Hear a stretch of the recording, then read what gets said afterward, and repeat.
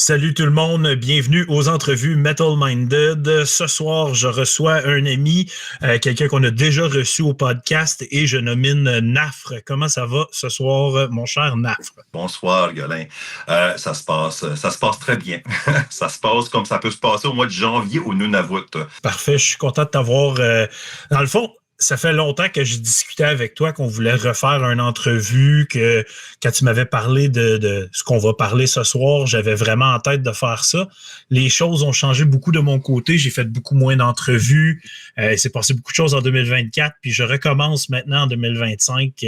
Des entrevues d'un format différent, des entrevues plus intimes, puis on va aller dans des sujets plus précis. Ce soir, je te reçois pour parler d'un sujet précis, mais avant tout, on va présenter ce qu'on consomme ce soir, bien sûr. Donc, Nafre, qu'est-ce que tu bois ce soir avec moi? Ben, moi, dans ma belle corne Elulander, ce que j'ai, en fait, c'est pas du tout vraiment un nom qu'on pourrait dire, c'est très black metal. Ça s'appelle Juicy Boy. Je dirais que c'est probablement la moins nafre des bières que j'aurais pu avoir choisies ici, mais ça a été brassé ici localement. OK. Puis c'est une bière qui comme surette, c'est une IPA. OK. Mais j'adore son goût. Je te dis, je l'adore. Je déteste le logo, je déteste le nom, Boy, B-O-I en plus. Mais elle est superbe. Ouais, c'est quand même drôle. Puis moi, j'ai décidé d'aller 100% mode nafre. Fait que je suis allé avec des bières noires. Donc, ma première, c'est Saint-Ambroise, la Stout impériale qui sort une fois par année. Donc, c'est un Russian Imperial Stout qu'ils appellent. Donc, ça, c'est le millésime 2024. Puis, ils recommandent de la consommer entre 13 et 15 degrés Celsius. Donc, ça fait 1 heure que je l'ai ouverte puis que je l'ai laissée respirer pour pouvoir la consommer à la bonne température. Puis, dans le verre, ça donne ceci. C'est très joli, c'est très noir. C'est très noir. On voit pas au travers, là. Opaque. Ouais, non, c'est ça. Exact. Ouais, santé. Skål. Santé. Comme je mentionnais, je te reçois ici ce soir en entrevue pour une raison très précise. Dans le fond, la première fois, on s'avait jasé surtout de ton projet que tu avais à l'époque, qui était Hurlement sur la toundra. Tu arrivais, je crois, à un cheminement de 10 ans avec ton émission radio. Parle-nous un peu de ça, de ce projet vite fait quand même, parce qu'on en a déjà parlé auparavant, mais parle-nous un peu de cette conclusion que tu as eue de ce projet. Ben, c'était un passage à autre chose. Une initiation par la finalité d'un énorme projet. Effectivement, tu le dis bien, c'était 10 ans au jour même. J'avais commencé au solstice hivernal, puis j'ai terminé au solstice hivernal. Je pense pas qu'il y a pas de meilleure journée pour moi que ça. Je veux dire, la noirceur ici est intense et longue. Mais ces 10 ans ont été un énorme effort. Puis j'ai voulu passer à autre chose. Pas, il y a des gens qui ont peut-être voulu croire que j'ai fait le tour des thématiques parce que chacun de mes épisodes était très encadré. Mais non, effectivement, j'aurais pu honnêtement continuer pour une autre décennie. Il y a tellement de sujets dans le black metal. Le black metal est tellement riche, je pouvais en faire davantage. Mais il fallait que je passe à autre chose parce que, c'est extrêmement demandant. Oui. Puis, j'aime beaucoup parler, j'aime beaucoup raconter, j'aime beaucoup partager, enseigner, peu importe comment on veut l'appeler, conseiller même. Puis mes épisodes étaient rendus comme genre, c'était censé être une affaire d'1 heure, puis ça devenait 2 heures. Donc, je me suis dit, mieux peut-être est d'écrire au lieu de parler. De là est venue probablement la suite des choses qui est un peu ce qu'on va discuter aujourd'hui. Tu as décidé de sortir. Ben, je vais te laisser le décrire. Tu as sorti une œuvre en 2024. Commence par ça. Décris-nous c'est quoi tu as sorti comme type d'œuvre. Ben, je vais vous le montrer. Alors, le voilà. Parfait. Le titre, c'est In Blackest Blizzard, Initiating Thyself to Black Metal Necromancy. Puis ça, c'est si je veux bien, le condensé de, non pas ce que j'ai partagé sur les ondes, mais vraiment ce que moi j'ai moi-même appris du black metal. Puis pour moi, le black metal, je pense que tout le monde qui me connaisse le savent très bien que le black metal, pour moi, c'est quelque chose de spirituel, c'est un cheminement. Et puis, j'en ai beaucoup appris grâce à mes méandres dans la musique noire. Puis, In Blackest Blizzard, c'était comme genre, comment je peux dire, un condensé. C'est quasiment comme un raffinement alchimique de tout ce que j'ai été capable de partager puis d'apprendre. Exemple, j'ai réduit certaines de mes pensées sur le black metal, sur le sens du black metal, à comme 4 vérités, si on veut, qui est un peu basé sur le bouddhisme, qui va peut-être un peu étonner certaines personnes. Mais pour moi, je vois en fait beaucoup de corrélations. Mais bref, c'est un ouvrage de nature philosophique, non pas avec un manque d'ironie et d'humour. Donc, je veux pas en dire davantage, ou trop, je devrais dire. On va certainement en parler. Mais il y a quelque chose là-dedans qui est comme genre une claque dans la face aux adeptes du black metal. Parce que c'est ça, des fois, le black metal est vu comme étant cette entité agressive et cette chose qui est perçu très différemment de d'autres styles de métal, on va le dire comme ça. Donc, d'y aller d'une approche bouddhiste et spirituelle pourrait en choquer quelques-uns, on va le dire comme ça. Tout à fait. Dans notre parler français, on va souvent parler de zénitude. Puis on pense dans notre tête que ça veut dire le calme, l'esprit serein et tout ça. Puis moi, j'ai un background dans le zen. J'ai été initié dans le zen. J'ai été même jusqu'au niveau d'apprenti prêtre dans ce qu'on appelle l'école Soto. J'ai pratiqué de longues sorties de retraite de méditation, genre sur 5 ou 7 jours. Puis laisse-moi te dire, il n'y a rien de calme ou de zen par rapport à comment je peux dire, le black metal, peut-être d'apparence, mais dans le zen, on comprend que la nature est de la souffrance. Ça, c'est la première vérité du bouddhisme. La vie est souffrance. Donc, je veux dire, la corrélation avec le black metal est claire. Mais il y a aussi des choses vraiment très intéressantes dans les détails. Tu sais, comme par exemple Dead. Dead, pour moi, là, c'est la figure la plus importante du black metal. Puis, tout le monde connaît son histoire. Comme il reniflait l'odeur de corneilles ou de corbeaux morts dans des sacs. Qui gardait à faisander sous son lit. Il enterrait ses vêtements pour que c'est l'odeur de la terre. Encore une fois, pour s'associer plus à la mort, pour avoir une certaine perception de la mort. Mais les bouddhistes, autrefois, ils faisaient ça, justement. Puis, je veux dire, il y a toujours un côté très morbide au bouddhisme, dans le but de reconnaître l'impermanence des choses. Puis, dans le black metal, les thématiques de ruine sont omniprésentes. Que ce soit la ruine émotionnelle dans le DSBM, que ce soit la ruine du christianisme et de la civilisation dans le Bestial War ou quelque chose du genre. Ouais. Les ruines font partie de l'éthique black metal et du bouddhisme. Très intéressant. C'est le fun que tu es allé chercher des corrélations à des places où ce que la plupart des gens n'iraient pas chercher ces corrélations-là par rapport à la musique black metal et la spiritualité. Ce qui est intéressant aussi dans cette œuvre, parce que là, je vais retourner un peu au début de l'œuvre sans rentrer trop loin. On avait parlé la première fois ensemble en entrevue à quel point c'était important la langue française pour toi aussi, vu que tu n'es pas dans un territoire nécessairement qui est 100% francophone non plus, tout ça. Puis j'ai trouvé ça intéressant que tu aies décidé de l'écrire en anglais quand même, ton œuvre. Mais pas nécessairement en anglais non plus. Parce que si tu peux décrire un peu ce que tu as utilisé comme langue, c'est un choix intéressant. Un choix qui n'est pas tout à fait facile à lire si tu n'es pas initié non plus. Bien sûr, ça m'a pris un bout de temps avant de m'y habituer. Quand tu m'avais envoyé le texte, au tout début, tu commences à lire. Ouh, ça, c'est pas facile, mais une fois que tu t'y adaptes, c'est quand même très intéressant à voir et à lire. Donc, explique-nous le choix de la langue et de l'écriture de ton œuvre. Oui, ça je peux très facilement le décrire comme un bouleversement intentionnel du lecteur. Tout juste comme le black metal l'est dans sa musique, moi j'ai voulu faire la même chose d'un aspect littéraire. Puis, pour vraiment expliquer, j'ai utilisé certaines formulation qu'on va souvent voir dans le black metal. Ouais. Moi, une des choses que j'ai trouvé très intéressante lorsque je me suis penché sur les paroles de chansons black metal, surtout chez les Norvégiens ou de l'Europe de l'Est, en fait, comme il y avait des incongruités au niveau de la syntaxe, parce que bien sûr, ils écrivaient en anglais. Oui. Je trouvais ça quand même intéressant. Donc, j'ai comme adopté certaines de leurs choses. Il y a même... J'ai pris le OV, le OF en anglais. Bien sûr, je l'ai transféré en OV. Ça, en fait, c'est une référence au Temple of Psychic Youth, qui est en fait pas du black metal, mais pas pantoute.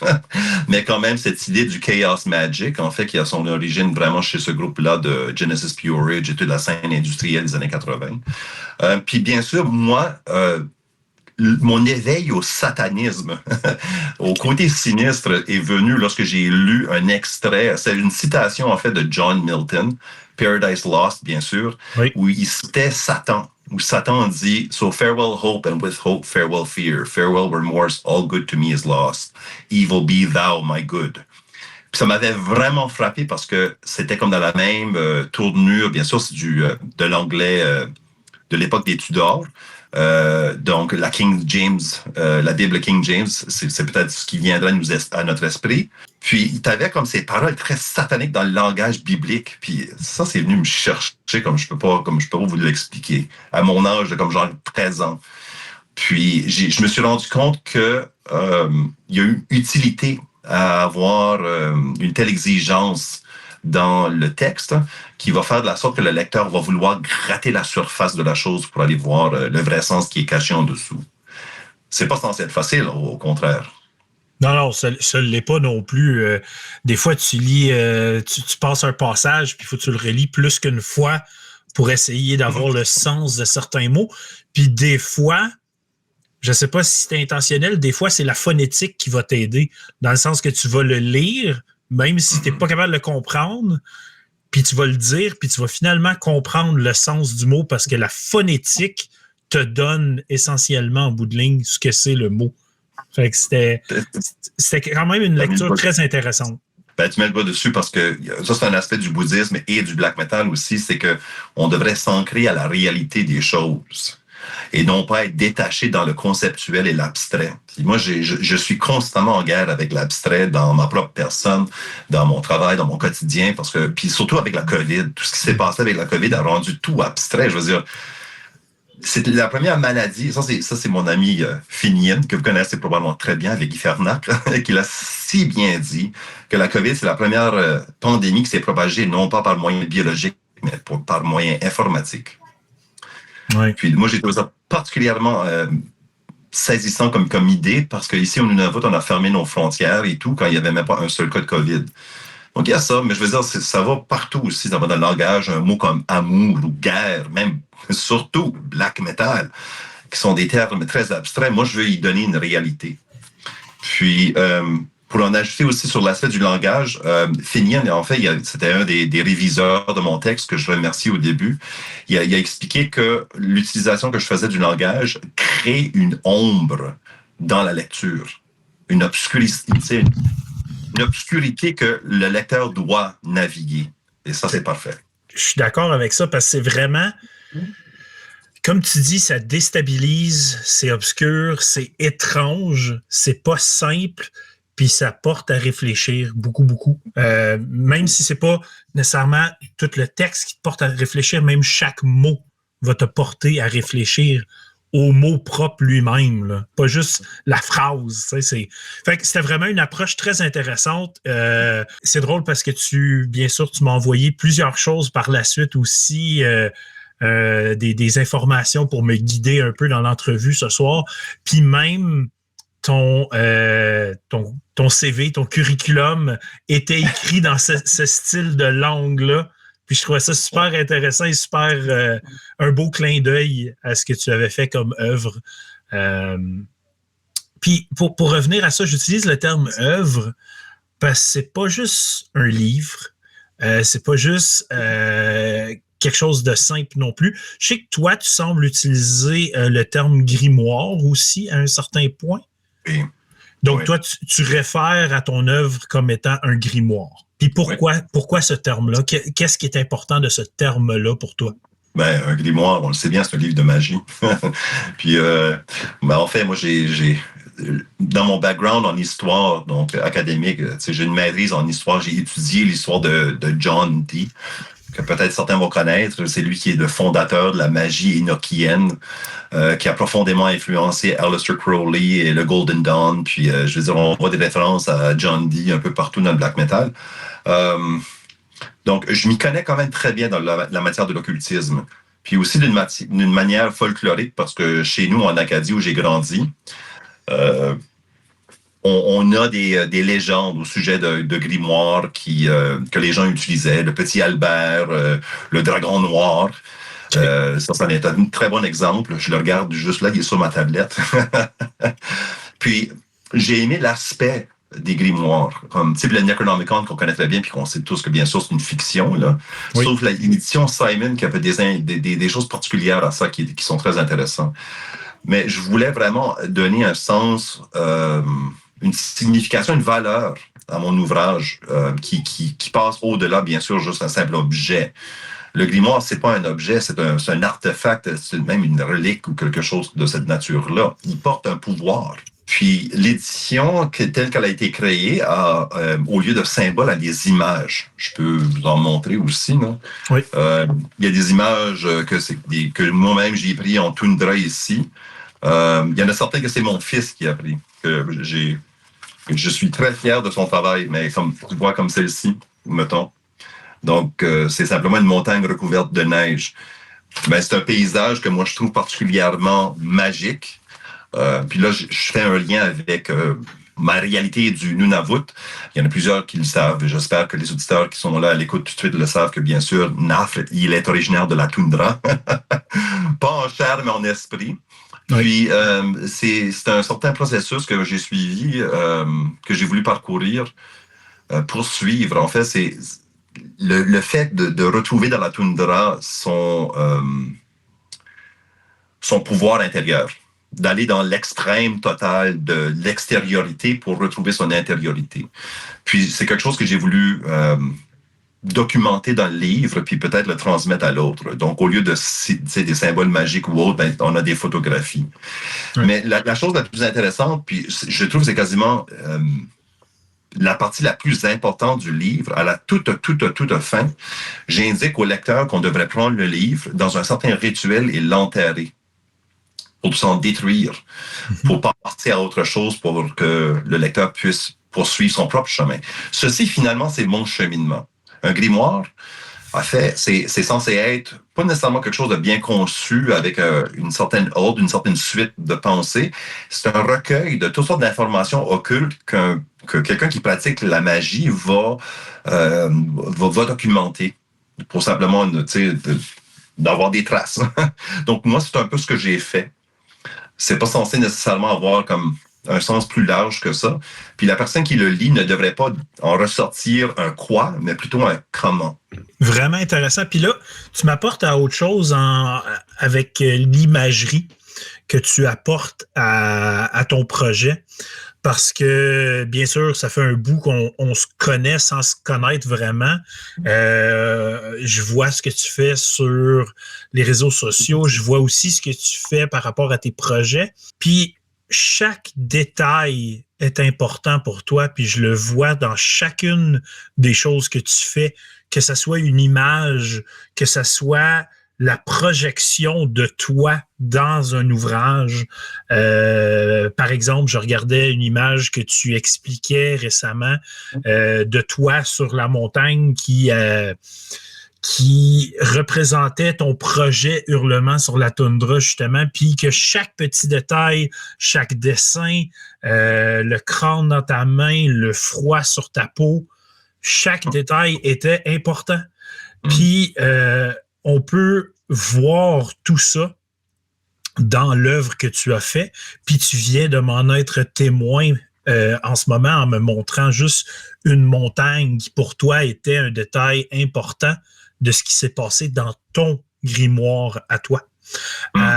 Donc, je trouve ça important, puis tu sais, même si c'est pas des images, l'imagerie que le style écrit que tu as choisi, ça donne une texture à ton œuvre aussi, à ton grimoire. Donc, parle-moi à quel point que, une fois le texte écrit, à quel point il y a de la recherche qui se passe sur quel est le visuel que j'ajoute à ça. Ah, le visuel. Ouais, ben, ça, j'avoue, c'est pas entièrement été, ça n'a pas été entièrement ma décision par rapport à l'aspect visuel. En fait, ça c'est, on va l'expliquer. Oui. L'éditeur qui a publié mon texte, c'est Mount Abraxas Press. C'est une presse à Bucarest, en Roumanie. C'est lui qui m'a approché parce qu'à un moment donné, sur les réseaux sociaux, justement, j'avais présenté mon manuscrit sur lequel je travaillais, puis il m'a approché, il a dit « Je veux lire ça ». Puis là, moi, j'ai fait « OK, t'es qui, toi? » Donc, je suis allé fouiller un peu plus loin.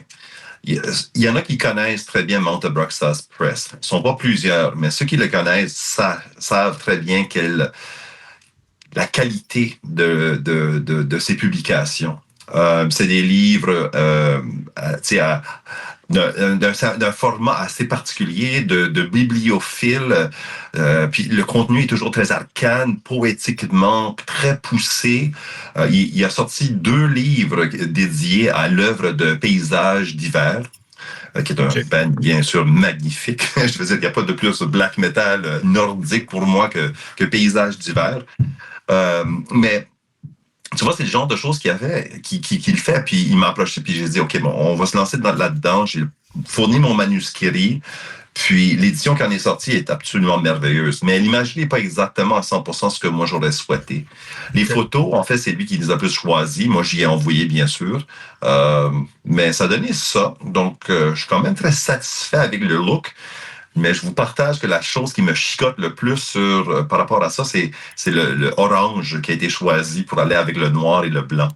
Parce que orange, ça fait pas trop blizzard, ça fait pas trop nordique. J'aurais décidément plus choisi le bleu. Mais mis ça à part, je pense que je peux vivre avec. Je suis très satisfait du format. C'est une œuvre qui a été produite à quelle quantité en tant que telle? Combien d'exemplaires il y en a de ça? 111. 111. Puis, 111. Pourquoi ce chiffre-là? J'en ai aucune idée. Je pense que c'est tout simplement de mon ami Dan, c'est son nom, c'est ce qu'il a choisi. Okay. Mais cela étant dit, je l'ai dit à certaines personnes, je vais le dire ici aussi avec toi sur les ondes, mon intention, c'est certainement de le faire republier. Puis mon intention, ça c'est de faire publier dans un format plus, 1, abordable, 2, accessible, et 3, plus pratique, dans la nature d'un vrai grimoire d'autrefois.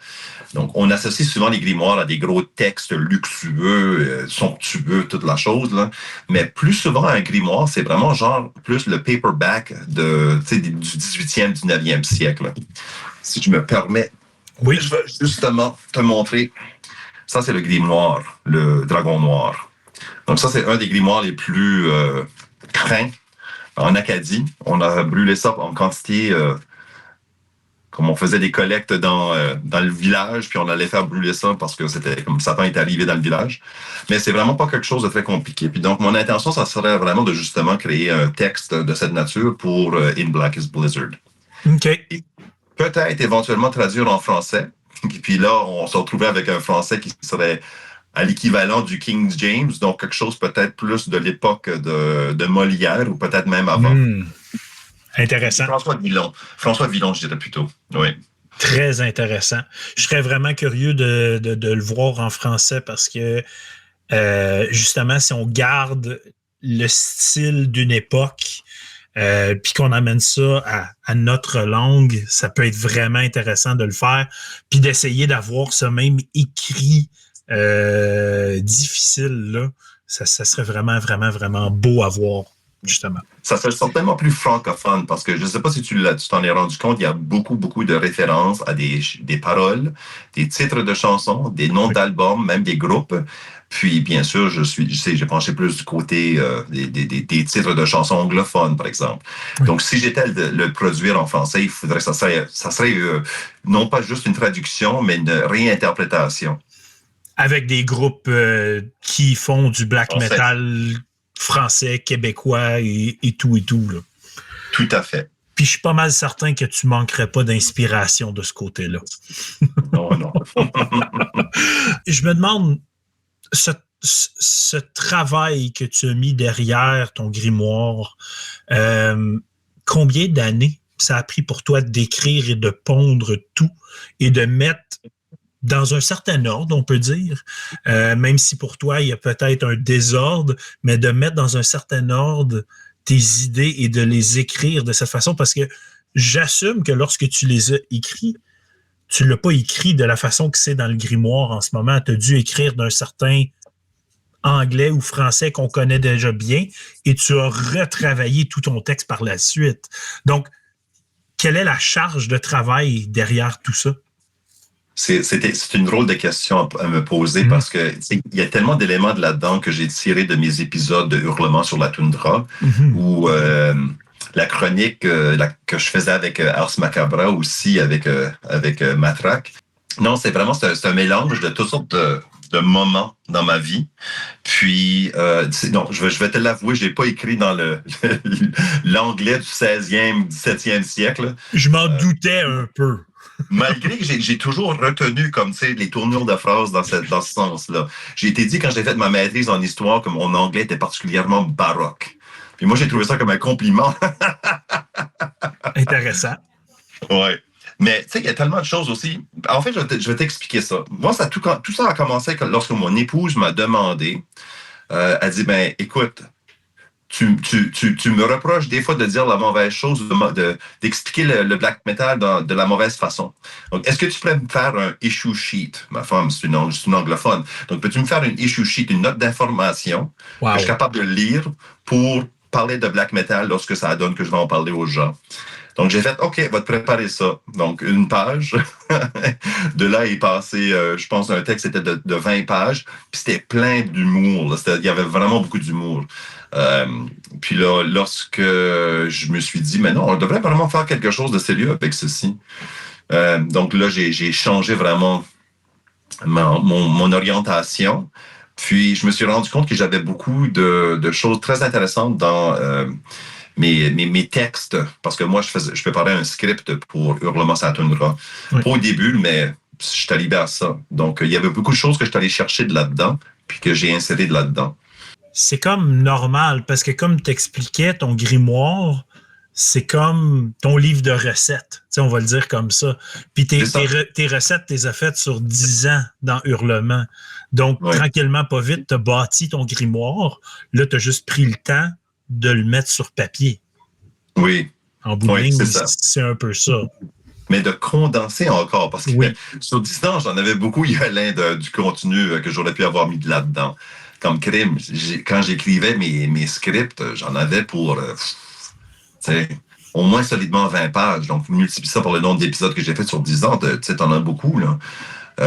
Non, puis je reviens comme cette idée que la simplicité dit plus que la complexité. Oui. C'est une bonne leçon du black metal aussi, c'est très direct. Donc, c'était de prendre tout, puis de comme vraiment mettre ça dans un condensé littéraire qui était codé, mais que derrière, dans le code, en fait, qu'est-ce qui était contenu dans le code du langage était d'autant plus riche, d'autant plus profond. Toi, en relâchant ça, pour toi, c'était quoi le but d'avoir ça, de lancer dans l'univers comme ça? Ben, pour moi, je reviens complètement à l'idée que on fait les choses parce que pas nécessairement pour atteindre certains buts, mais de les faire tout simplement. Puis pour moi, ça a été genre tout simplement naturel de vouloir mettre les choses par écrit, puis de les partager avec les gens, puis de voir en fait qu'est-ce que ça allait donner. En fait, c'était plus une curiosité qui m'animait plus que n'importe quoi autre. J'étais vraiment très curieux, lorsque j'envoyais à plusieurs personnes pour la révision, à savoir qu'est-ce que les autres allaient m'en dire. J'ai eu quand même des personnes très intéressantes qui ont lu mon texte, mais comme toi aussi, je te l'ai envoyé. Oui. J'ai Monarque qui l'a lu, j'ai Finian, je veux dire comme... J'ai des amis proches à moi que vous connaissez pas, comme Amberlynn, qui elle habite aux États-Unis, elle est en Géorgie, elle est originaire de Los Angeles, mais qui connaît très bien le black metal, qui m'a apporté beaucoup un œil fin, en fait, avec mes mes tournures de phrases qui, malgré mes tentatives, avaient eu beaucoup d'erreurs. Mais bref, c'était très intéressant d'entendre d'eux, comment eux, ils percevaient le texte ou comment ils l'ont reçu. Puis ça a été un processus que je peux juste imaginer était similaire à celui d'un musicien. Donc, puis j'imagine que c'est ça. En fait, je voulais faire mes preuves aussi comme black métalleux. J'ai un projet musical maintenant, oui, un peu, puis j'ai contribué un peu de mes vocaux à Hérétique du Nord avec son dernier album, Les Transmissions Noires. Puis là, avec Widowmaker, avec le projet de Malgeist. Puis j'ai contribué des paroles à certains groupes. Mais je voulais faire quelque chose, pour moi, qui était à l'équivalent de la musique black metal. Puis aussi quelque chose qui n'avait jamais été fait. Donc, c'est ça. Je voulais juste laisser ma marque. C'est très bien. En bout de ligne, on essaye tous de juste laisser notre marque d'une façon ou d'une autre. C'est un peu ça notre cheminement de vie en bout de ligne.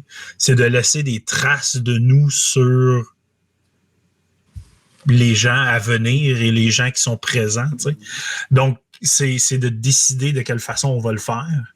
Puis là, tu as choisi ce grimoire comme étant une des façons dont tu vas marquer l'histoire du black metal.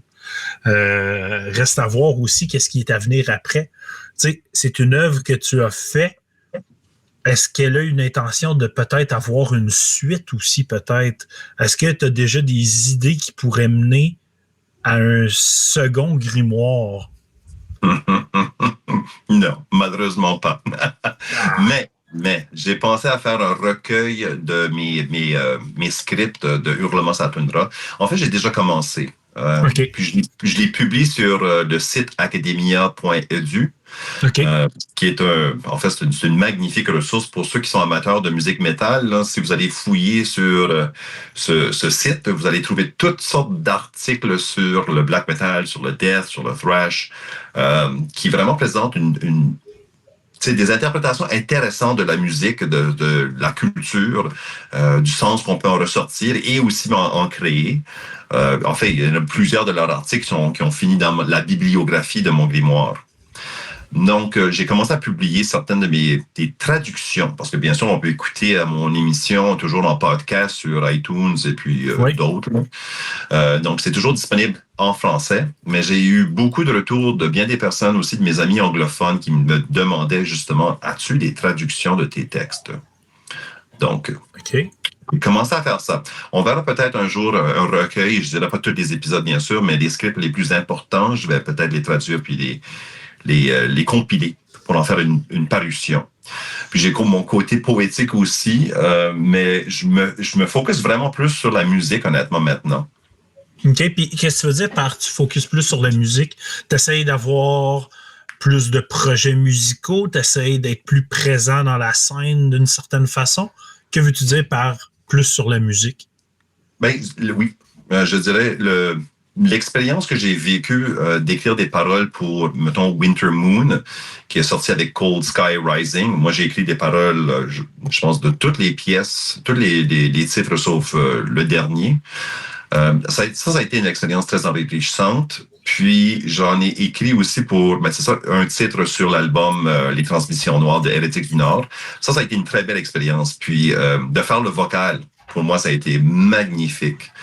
Puis, j'ai eu de la chance à trouver Malgeist, l'artiste, l'homme derrière Hérétique du Nord. De le connaître, puis de travailler avec lui, ça a été une très belle expérience. Puis, justement, on travaille continuellement maintenant sur certaines choses, puis ça risque à être quelque chose dans laquelle je vais vraiment me mettre le cœur et l'âme entièrement dedans, du moins pour, je dirais, comme la prochaine année. Donc, laisser ta marque d'une autre façon. Oui, avec des griffes bien, des marques bien sanglantes. C'est ça. Parce que, j'ai la voix, je pense que j'ai la voix pour faire un bon cri black métalleux. J'ai certainement les paroles. Puis c'est une autre forme encore plus condensée que le texte, bien sûr, parce que le black metal, tu peux pas en mettre beaucoup dans les paroles, comme je l'apprends. Donc, voilà, c'est une autre façon. Donc, tu me connais, Yolin, avec toutes les affaires que je fais, j'aime d'être polyvalent, un Renaissance man, si on veut. Donc, voilà. Je comprends entièrement comment que tu parles d'essayer, puis là, tu veux mettre une année entière sur un certain projet, puis ça, c'est super. À part ça, tu sais, c'est évident que pour toi, le black metal est plus que juste un style musical que t'aimes. Tu sais, t'en parles d'une façon comme étant ta philosophie ultime. Tu vas y chercher ce que tu as besoin pour nourrir ton âme, pour nourrir ta façon de vivre. Est-ce que tu inculques le black metal dans ta vie familiale? Est-ce que les enfants sont intégrés à ce black metal? Est-ce que ta femme est intégrée à ce black metal? Parle-moi de ça un peu. Oui. Oui. Là, tu viens de faire une pause exactement à l'entrevue, là, puis que Satan. Puis il prend sa gorgée. C'était parfait. C'était parfait. T'as juste pris la pause puis t'as fait oui. Ben, regarde, je t'explique. Ma fille qui a 18 mois, son deuxième prénom, c'est Takanaluk, qui veut dire la femme terrible en bas. Qui est une référence à Sedna, que peut-être qu'il y en a qui connaissent. C'est la déesse, la mère des mammifères marins. C'est une genre d'équivalent de Satan dans la culture inuite. Et aussi à la fois à la terre-mère. Donc, c'est vraiment très intéressant.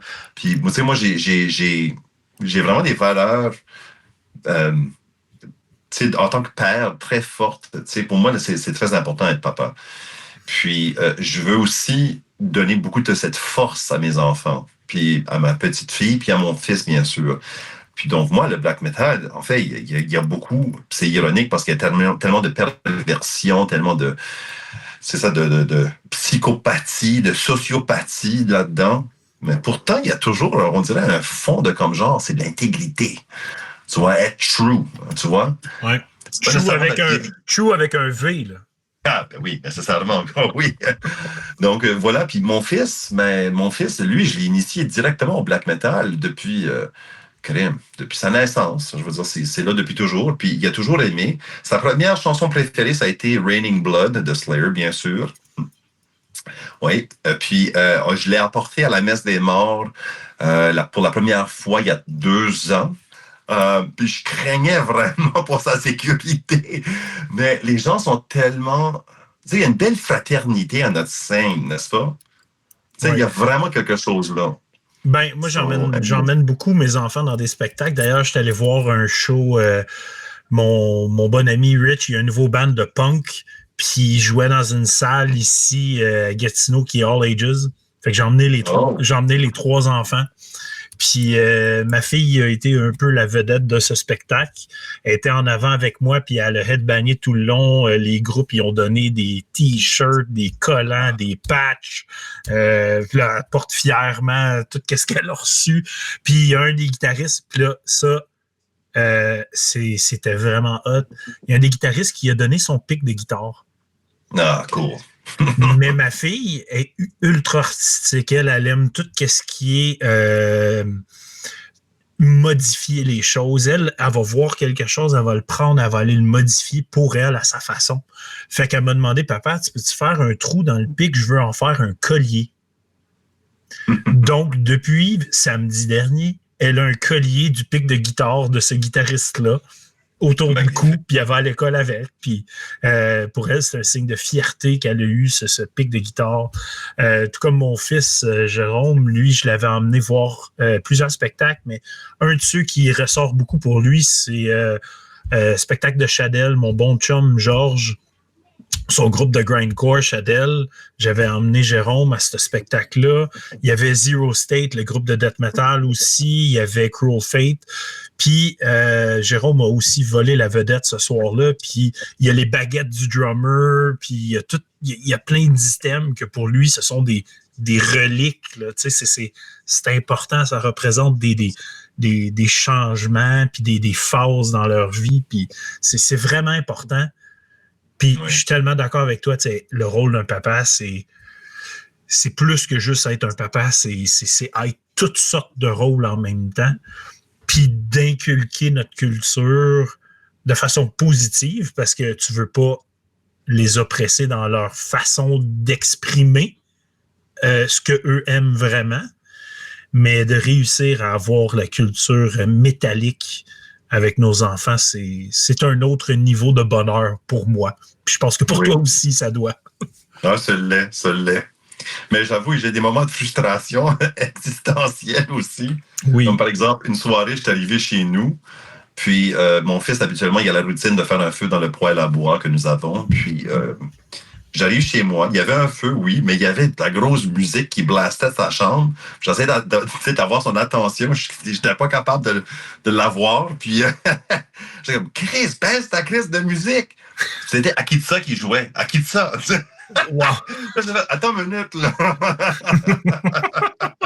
Devrais-je l'encourager? Non. C'est quand même intéressant. Ça fait des beaux moments. Oui. Mais tu vois, comme tu racontes ça pour tes enfants, puis ça, je reviens à quelque chose que j'ai dit plus tôt, de comme genre la tangibilité du vrai et de faire fi de l'abstraction. Tu vois, comme les jeunes ont besoin de cette vérité. Puis je pense que le métal, la culture métal, c'est au contraire de qu'est-ce que nos parents ont peut-être voulu nous faire croire dans les années 80-90, la Satanic Panic et tout, là. Oui. Ben, au contraire, c'est ironique, encore une fois, mais on est présenté une musique et une culture amoralisante. Pourtant, on est comme genre plus solide et plus intègre à cause de ce défi d'amoralité. Oui. Oui. Mais je vais faire un clin d'œil à une émission que je regardais avec mes enfants il n'y a pas longtemps. On a trouvé une télésérie. Elle est humoristique, un peu horreur, mais si tu as la chance de regarder Hysteria, il y a juste une saison qui est sortie en ce moment, puis c'est basé sur le Satanic Panic des années 80. Oh. C'est à propos d'un groupe de jeunes qui jouent du métal, puis qui veulent utiliser le Satanic Panic pour devenir populaire. Puis, en même temps, dans le petit village où ils sont, il y a des événements sataniques qui se passent. Donc là, le groupe de jeunes se font blâmer pour les événements sataniques. C'est vraiment intéressant. Il y a juste une saison. En plus, il y a l'excellent Bruce Campbell dans l'émission qui joue le shérif du village, que j'ai adoré. Il y a des clins d'œil à plein de classiques de films d'horreur, mais pour vrai, Hysteria, je l'ai regardé avec les 3 enfants. On a tout adoré, on a dévoré, je crois, les 10 épisodes en dedans d'une fin de semaine. Là. On a tellement aimé ça, on n'était pas capable d'arrêter. Puis on s'est même fait une journée, puis ça, je t'en avais parlé, je t'en avais glissé un mot il n'y a pas longtemps. On a fait une journée qu'on a comme rien fait, on a barré les portes, on a joué à des jeux de société, puis entre chaque jeu de société, on allait s'asseoir pour regarder un épisode d'Hysteria. Une fois que l'épisode était fini, on allait jouer à un autre jeu, on mangeait, on allait regarder un autre épisode d'Hysteria. Donc, c'était vraiment une journée de connexion, puis cette émission-là a fait quelque chose de vraiment intéressant. Tu sais, c'était mes enfants, il a fallu que je leur explique c'était quoi le Satanic Panic, puis pour eux autres, c'est comme pas normal.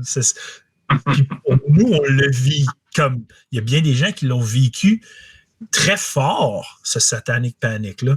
Donc, si jamais tu as l'occasion de mettre la main, oui, c'est un peu humoristique, mais c'est très, très, très bien fait. Les acteurs sont impeccables. Cool. Non, c'est une bonne recommandation. Je vais aller voir ça. Surtout avec Bruce Campbell. Je ne peux pas passer à côté. En plus de ça, dans un épisode, il y a Barbara Crampton puis Jeffrey Combs. OK, c'est bon. C'est bon. Tu sais, référence à Reanimator, là, moi, tu me gagnes automatique. Ah non, ça te ramène juste dans les années 80. Hein. Exactement. Hey, d'ailleurs, j'ai lu Reanimator 40 ans cette année, là. Oui, c'est fou quand tu y penses, hein? Oui. Ben, toi, est-ce que tu as vécu les années 80 avec la Satanic Panic? Est-ce que tu as Non, moi, j'étais sur la fin de ça parce qu'on a 10 ans de différence, en fait, de compte. Moi, je suis né en 87. Ouais, je vois, oui, c'est ça. Moi, c'est 77, c'est ça, justement. Mais tu vois, comme je l'ai raconté à quelques épisodes et tout, moi, j'ai vu l'émission de Geraldo où il y avait Exposing Satan's Underground, celui avec Zena Levy, la fille de Anton Levy, puis Michael Aquino, et puis Nicholas Shrek, avec qui je corresponds maintenant avec Instagram. Wow! Jamais j'aurais cru que oh non, c'est ça, comme tu sais, j'écris pas souvent, mais une fois de temps en temps, on s'échange, c'est cool. Mais tu vois, comme j'avais watché ça quand j'étais jeune. Ma mère m'avait fait regarder ça parce que j'avais comme genre mon Motley Crue, Shout at the Devil, puis mon Slayer. Tu sais, c'était la grosse musique méchante. Puis voilà les preuves, on va regarder ça ensemble. Puis, tu sais, moi, je prenais des notes. C'est King Diamond. J'ai fait holy shit. Moi, j'avais réellement peur de King Diamond. J'en voulais plus. Ben, c'est ça. C'est ça. Toi, tu regardais l'épisode pour prendre des notes, quoi aller écouter après. C'est ça. À l'âge de 12-13 ans, voilà. Donc, non, moi, on a vécu ça. Puis à mon école, c'était l'histoire de comme le backmasking avec Stairway to Heaven, toutes ces choses-là qu'on connaît très bien. Même au niveau de comme He-Man and the Masters of the Universe, comme les figurines, puis l'épisode de l'émission. Qui était censé comme genre initier les jeunes à l'occultisme. Ben, il avait raison, regardez, je vis dans l'occultisme. 100%. Mais moi, à la différence de toi, rajoute-moi 10 ans, mettons, tu sais. Puis, moi, mes parents, ils étaient déjà dans le métal. Mes parents avaient adopté ça. Mes parents étaient dans le rock, étaient dans le métal, donc j'ai grandi. Tu sais, à l'âge de 7 ans, j'avais été voir Pink Floyd live. Ah, wow. Fait que j'ai grandi là-dedans, j'ai été nourri par ça.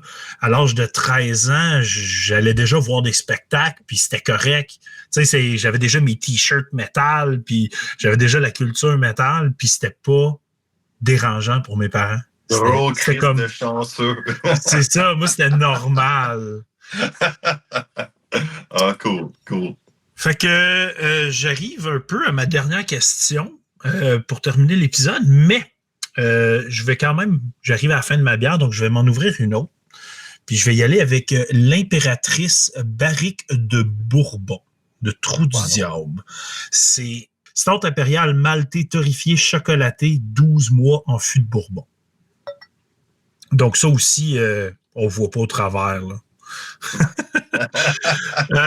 J'arrive un peu, comme je disais, à la fin de notre épisode. Puis, pour terminer, attends une minute, je vais faire ça, montrer ça. Santé, mon cher. Ouais, King en même temps. Je veux revenir un peu à ce qu'on avait déjà discuté dans le passé. On sort de l'œuvre, on sort de ce qu'on a discuté et on va revenir un peu au tout début. Donc, pour toi, où est-ce que tu es rendu aujourd'hui? Ce que tu fais aujourd'hui musicalement, ce que tu écris, où est-ce que tu es rendu? À quel point est-ce que tu trouves encore que la radio, les podcasts, toutes ces émissions-là sont une sphère qui est importante, même si pour toi, sont un peu derrière parce que tu es rendu ailleurs dans ton cheminement? Est-ce que pour toi, ça a encore un gros rôle? Et est-ce qu'il y a des émissions ou des choses que tu écoutes encore pour t'informer ou pour te garder d'actualité avec la sphère métallique en général? Maison. Je consomme des médias black metal comme tu ne peux pas croire. Je les collectionne. Okay.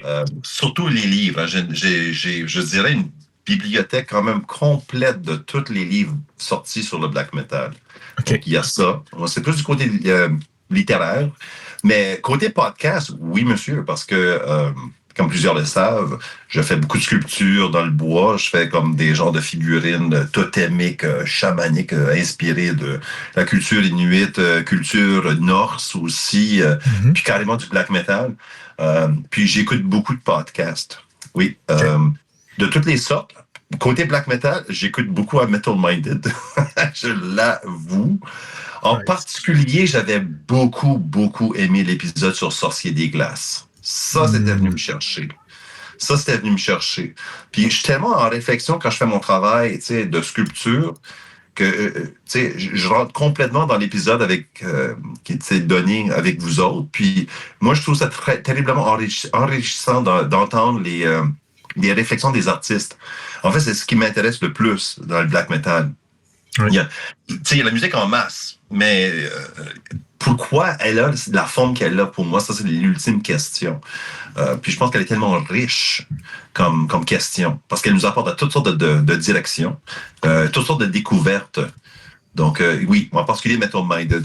Autre que ça, je veux dire, Black Metal Radio, j'y écoute sur Internet. Never Stop the Madness, il y a toujours des belles découvertes là. Mais tu sais, j'écoute beaucoup à Bandcamp. Faut fouiller de là-dessus autant souvent que je le peux. J'essaie d'écouter à ce que les gens me recommandent. Habituellement, c'est bon. J'aime du nouveau black metal comme j'aime le vieux. Moi, j'ai aucun problème à... Tu sais, j'ai aucune borne, aucune limite à qu'est-ce que j'écoute comme black metal. J'écoute moins les classiques, comme peut-être le faire. Tu sais, j'ai jamais écouté vraiment trop Immortal. Tu sais, je te donne un exemple, là. J'ai jamais rentré dedans. Mais c'est ça. Je veux dire, hey, il y en a pour des siècles à écouter et à découvrir. Ah, ben, dans le métal en général, on peut dire ça, là, tu sais.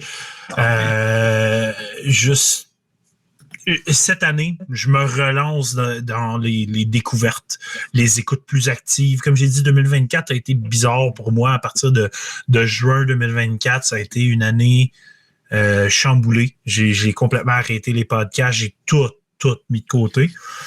Puis c'est comme mon retour progressif, cet épisode. Puis cette année, je me suis lancé sur... Faut pas que j'arrête de faire ce que j'aimais faire. Donc, j'essaie d'être plus actif en ligne. J'essaie de présenter... j'aime autant les films que la musique, moi, personnellement. Donc, j'écoute beaucoup de films de tous les styles. D'ailleurs, on parle black metal, mais je pense qu'il n'y a pas plus black metal que le nouveau film Nosferatu de Robert Eggers. C'est black metal à souhait. Il n'y a pas plus gothique que ça. Ça n'a aucun bon sens. Je sais pas si tu l'as vu. Je l'ai vu. Je l'ai vu. Ça m'a marqué. Puis moi, je suis un énorme fan de Nosferatu. J'ai même enseigné, parce que je suis enseignant de formation. Oui. J'ai même enseigné quelques cours sur Nosferatu avec la version originale de Murnau. 1922. Oui. Puis j'aime beaucoup la version de Herzog aussi. Je trouve que comme son interprétation existentielle du vampire, je pense qu'elle est parfaite. Mm-hmm. Mais je pense que c'est celui-ci, là, le dernier, je pense que c'est mon préféré. Honnêtement, j'ai juste été comme... tu sais, après que le film a eu sa fin, j'ai fait comme, qu'est-ce que je viens juste de voir? La fin est de un parfaite, mais je dois donner... Moi, le film est entièrement Count Orlok, là, Bill Skarsgård, là. Mm-hmm. Quelle performance! Sa voix te fait trembler. Il aurait pu faire du black metal avec sa voix. Oui, ça fait penser un peu à Attila Caesar, sa façon d'articuler ses mots. Oui. Ça fait beaucoup penser, comme je ne sais pas si tu as déjà entendu des entrevues d'Attila Caesar, quand il parle, il prend son temps de bien articuler. Puis bien sûr, quand il chante, sa vocifération black metalleuse est très, très similaire à ce qu'on entend de Nosferatu. Là. Ouais, non, mais Bill Skarsgård est tout un acteur. Puis plus ça va, plus on le reconnaît comme étant ce personnage intéressant.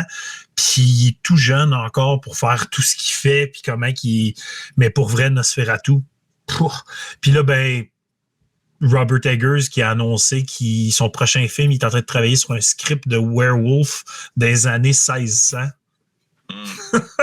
Là, tu gagnes mon cœur, là. Tu vas parler de loup-garou. Wow! Let's go! Non, il est magnifique. J'ai écouté un critique parler des films de Robert Eggers. Il a dit que c'est non seulement un film qui présente bien une certaine époque, mais on a l'impression qu'il a été tourné à cette époque-là. Ouais. Comme The Witch. Ouais. Tu vois, comme ce film-là, c'est magnifique. L'espèce d'anxiété, de puritanisme, la crainte de la forêt, de l'eau, de la sexualité, de soi-même. Je veux dire, elle est dégoûtante de cette anxiété-là. Tu as vu The Lighthouse? Ah ben, oui, The Lighthouse. Puis ça a été tourné en Nouvelle-Écosse, hein? Donc ça, c'est plus dans mon coin à moi. Mais quelle œuvre! Quelle œuvre! Magnifique. Mais ouais, c'est ça. Puis Robert Eggers, j'ai écouté une entrevue avec lui, puis il dit, mon but, c'est de ne jamais faire un film de notre époque. Il dit, je ne veux pas faire de film moderne. Il dit, c'est de présenter des choses qu'on n'a pas vécues, puis de la façon la plus précise possible. Puis ça, je trouve ça fantastique. Il nous fait voyager en bout de ligne, là, tu sais. Oui. C'est drôle parce que Nosferatu, là, je l'ai loué et regardé hier soir. Là. Fait qu'il est très frais, là. Oh, wow, OK. C'était la toute première fois que tu l'as vu. Tu l'as vu regarder une seule fois. Oui. Puis j'ai c'est... déjà hâte de le revoir parce qu'il y a plein de choses que, tu sais, c'est clair qu'il y a du foreshadowing un peu. Fait qu'il y a des choses au début du film que tu peux voir dans l'avancement de l'histoire. Puis j'ai hâte de voir ça. Mais pour vrai, puis j'en ai parlé à ma fille. Ma fille est ultra film d'horreur. Là. Tu sais, elle s'en va sur 9 ans cette année. Puis je filtre les films qu'elle peut regarder, bien sûr. Trop de sexualité, non, tu sais, j'élimine. Mais il y a certains films qui en avaient de la sexualité, puis je note où ça se passe, puis je coupe simplement cette scène-là, comme je skip la scène pour le plaisir. Puis Nosferatu, je pense que c'est un de ceux que je vais faire ça. Parce qu'il y a techniquement que 2 scènes qui sont problématiques. Puis le reste, pour moi, ça passe très, très bien. Puis quand je l'ai expliqué, j'en parlais à l'heure du souper avec les enfants, ma fille est comme, je veux voir ça. Comme, je veux le voir, là. Puis j'ai hâte d'y présenter ce genre de projet-là. Là. Ce genre d'œuvre-là. Dernière petite chose pour notre entrevue, parce que là, on a divagué un peu, bien sûr, comme on fait toujours. Si jamais quelqu'un, avant de s'initier à ton œuvre, à ton grimoire, aimerait lire quelques textes, je dirais, plus simples, pour commencer à s'initier au black metal, quelles sont quelques œuvres que tu recommanderais? Il y en a un que j'aime bien, puis ça, c'est comment je pourrais dire, une compilation qui est sortie à un moment donné dans les années, début 2000, tu sais, des années 2000 quelque chose, là. Hideous Gnosis. Puis ça, c'était pour le Black Metal Symposium. C'est quelque chose qui avait été organisé à New York, à Brooklyn, si je me trompe pas. Puis c'était vraiment comme une espèce de colloque. On est allé chercher plusieurs penseurs et des musiciens. Okay. Il y avait comme Hunter Hendricks, quand il y avait Liturgie à l'époque, il a sorti avec son espèce de manifeste. Lui a participé à ça. Mais il y en a tellement d'autres comme Eddie Connolly, puis j'oublie d'autres noms. Mais bref, il y a tellement... Ça a été comme le point de départ de comme genre l'idée de Black Metal Theory. Ça, c'est une idée en soi. Hein. C'est non pas une analyse et une étude du black metal, mais une étude black metaleuse. Okay. Donc, qui porte le qualificatif. Et moi, ça a été vraiment mon approche aussi, c'est que non pas juste simplement on veut analyser les choses, mais on veut les faire d'une façon propre au black metal. Donc, tu sais, la crise existentielle, la nausée, puis on peut toucher à toutes sortes de concepts un peu, encore une fois, de haut niveau, comme le Unheimlich, tu vois, comme la nausée de Sartre, et tu sais, c'est des existentialistes et tout ça. Là. On peut toucher à vraiment comme le black metal à ce niveau-là. Moi, je trouve ça super intéressant. Mais il y a un autre texte que moi, j'ai vraiment beaucoup aimé, qui m'a beaucoup influencé dans l'écriture de mon texte à moi, et il s'intitule Unholy. C'est comme un jeu de mots. En fait, c'est comme une prononciation archi-française de unholy. Ah, OK. Ouais, ça s'appelle Unholy, donc E-U-N-O-L-I-E, si je m'en abuse. Je peux peut-être te le partager, puis tu pourrais l'ajouter comme dans les détails du podcast. Mais lui, en particulier, j'ai trouvé très intéressant parce que, encore une fois, au lieu de simplement parler du black metal, on parle black metal. Comme c'est de la façon de l'approche en soi, le vocabulaire en soi. On peut pas simplement décrire le black metal. On doit dire black metal. On doit le dire et le vivre. Ben oui, c'est pas juste quelque chose d'explicite, ça doit être implicite aussi. On doit le vivre. Oui. On doit le ressentir. Exactement. Super. Ben, c'est parfait. Sur ce, je vais souhaiter à tous les auditeurs, je vais te souhaiter à toi une bonne fin de soirée. As-tu un petit mot de la fin pour compléter cet épisode? Continuez de hurler dans la toundra, mes chers.